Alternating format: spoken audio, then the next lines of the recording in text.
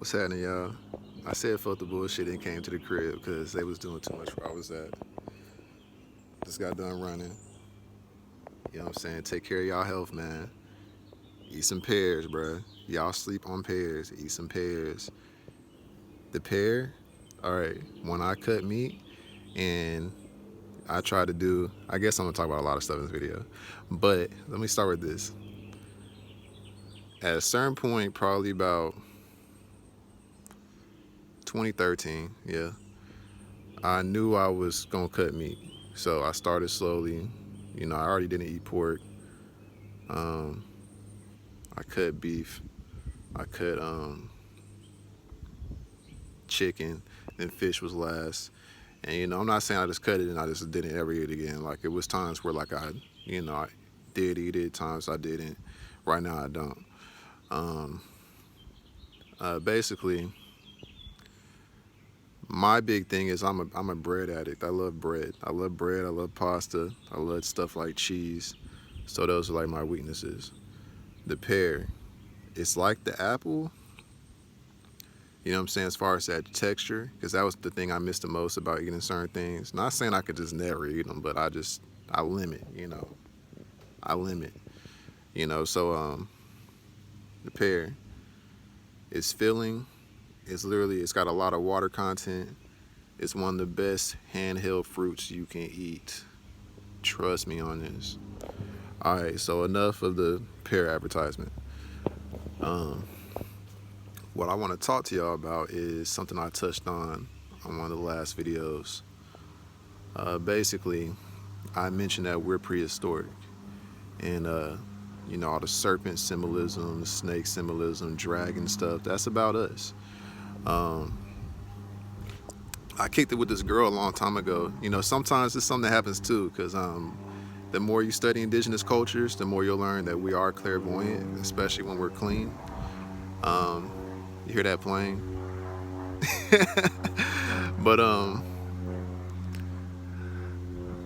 when I started learning about Lemuria, same thing was said about them. And another thing about Lemuria, that landmass apparently is a landmass that the people, when it sank, those people populated the Americas, Australias, and the Asian area. It was in the Pacific Ocean, apparently, and Atlantis was between the Americas and Africa was in the Atlantic Ocean.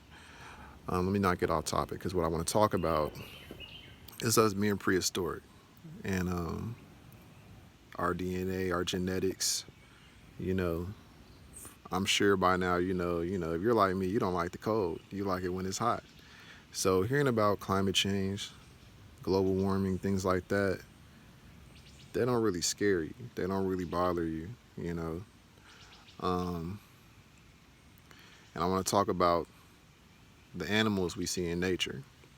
So I'm sure a lot of y'all, before y'all even got to this stage, remember back in like the earlier 2000s, like 2010, where like people like Jason A used to always post all those videos of like animals dying, like fish jumping up on the shore and birds falling out of the sky and all these animals going extinct.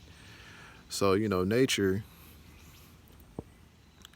nature does what nature does. So you gotta think. A lot of people know about us having an ice age, right? You know, the big main ice age we hear about.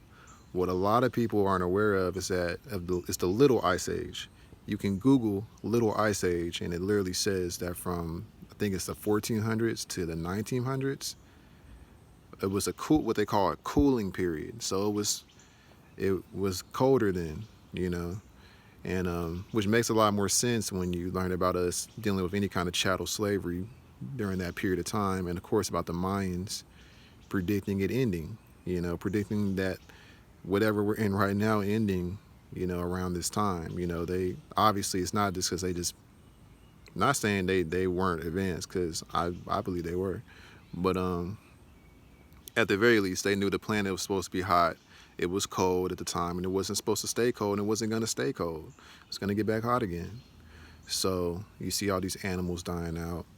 You see certain demographics of people who are probably more designed for a cooler climate, their birth rate is not replenishing itself. Um, I just had deja vu.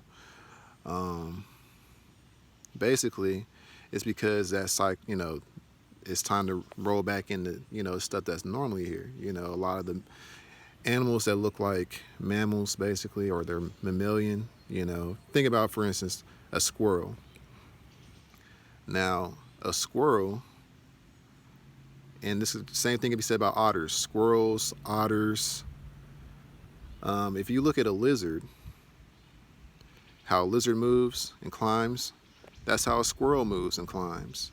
How an otter swims, and how it moves through, wet areas, that's how a lizard moves.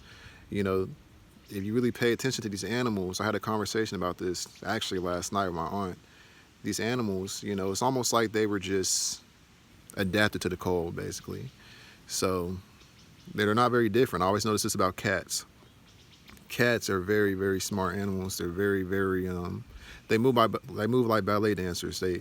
They take extra care of what their spine is doing, just like a snake would, you know, and just like an otter or or a squirrel or whatever animal I just mentioned. If they looked amphibious, they would basically look like lizards, which is basically like a snake with legs. Think of like a giraffe. Doesn't that look like is it a bronchosaurus? The dinosaur with the long neck. Think of rhinoceros. They look like they're already made for the Stone Age, the prehistoric warm areas. Same with, hippos, elephants. And of course, think about when it was extremely cold and you hear about like the woolly mammoth. Of course it was woolly because it was really cold, so obviously,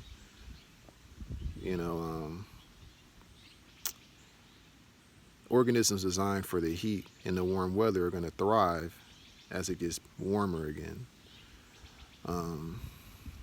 I was kicking it with this girl. I think I got off topic. I was kicking it with this girl once, years ago, and she was kind of going on a spiel about how, the orc people, they call them, what I'm saying? You know who I'm talking about. She was calling those reptilians, She's like, they're reptilians and this, and that. And I'm not here to knock any of that. But what I was saying is, it's like, stuff they demonize, like serpents, snakes, dragons, dinosaurs in movies, Godzilla.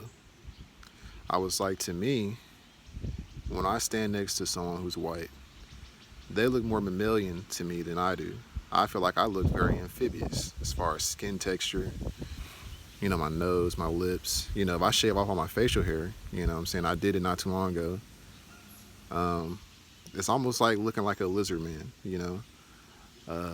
Y'all might not look at it like that. That might just be the way my brain works. But what I'm trying to say is I know I'm geared for hot and wet weather, hot and wet climate, So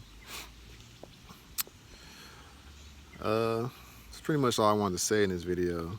I advise y'all, Google the Little Ice Age. It'll help you make more sense out of the things that supposedly happened within the past 400 years.